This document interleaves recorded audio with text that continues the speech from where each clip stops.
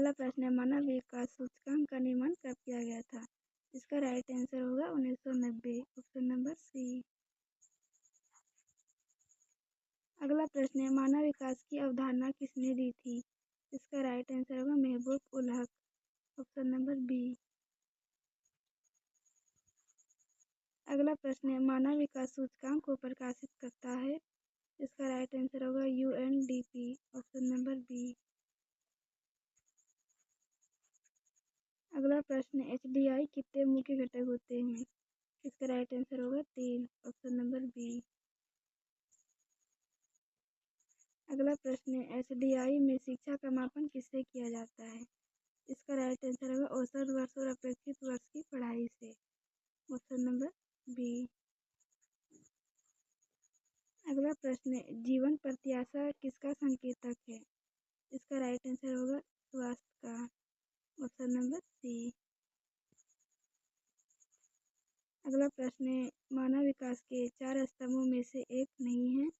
इसका right answer होगा नगरीकरण, option number C.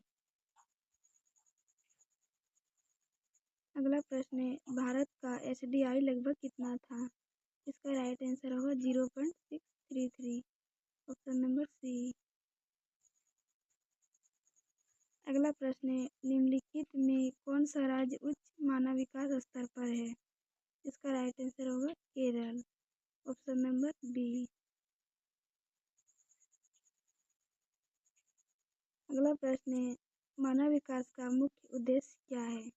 इसका राइट आंसर होगा लोगों की क्षमताओं का विकास, ऑप्शन नंबर बी। अगला प्रश्न है, निम्न में से कौन सा मानव विकास का उद्देश्य नहीं है? इसका राइट आंसर होगा केवल जीडीपी में वृद्धि, ऑप्शन नंबर सी। अगला प्रश्न है, मानव में एचडीआई का राष्ट्रीय औसत किस राज्य से अधिक है?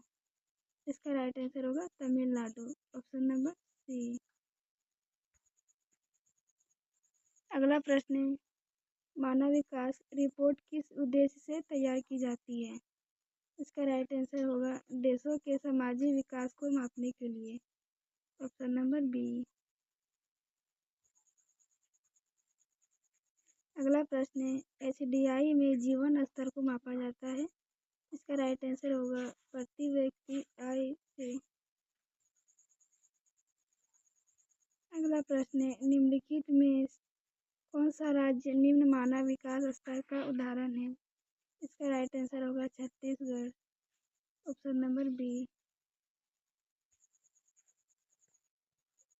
अगला प्रश्न है, एचडीआई में शिक्षा को मापने के लिए कौन से 2 सूचक प्रयुक्त होते हैं?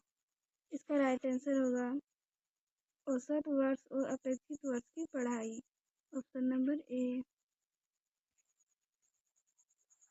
अगला प्रश्न है, मानव विकास के लिए सबसे महत्वपूर्ण संसाधन कौन है? इसका राइट आंसर होगा मनुष्य, ऑप्शन नंबर ए। अगला प्रश्न है, मानव विकास के 4 स्तंभों में सशक्तिकरण का अर्थ है? इसका राइट आंसर होगा निर्णय लेने की क्षमता, ऑप्शन नंबर बी। अगला प्रश्न है, यूएनडीपी द्वारा जारी एचडीआई रिपोर्ट में भारत की रैंक क्या है? इसका राइट आंसर होगा 132, ऑप्शन नंबर बी।